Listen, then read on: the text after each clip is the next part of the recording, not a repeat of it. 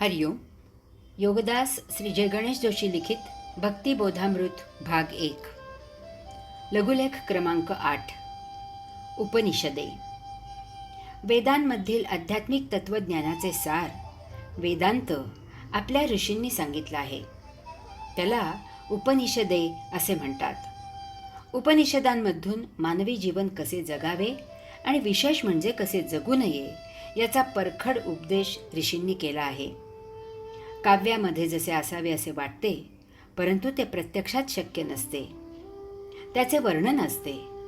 काव्य कवीची कल्पना असते.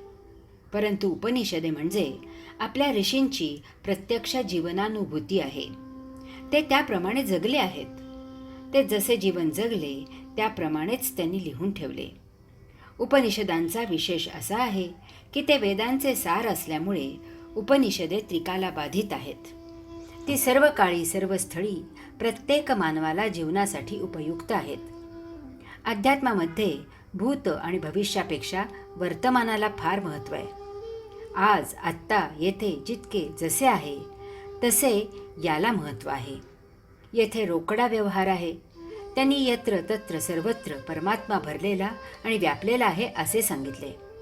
त्यामुळे ऋषींनी उपदेश केल्याप्रमाणे आपण पालन केल्यास आपल्याला जेथल्या तेथे प्रत्यक्ष अनुभूती मिळते. हा अनेक जणांना अनुभव आहे. यास्तव जीवनानुभूतीसाठी भक्तांना उपनिषदांची शिकवण उपयुक्त आहे.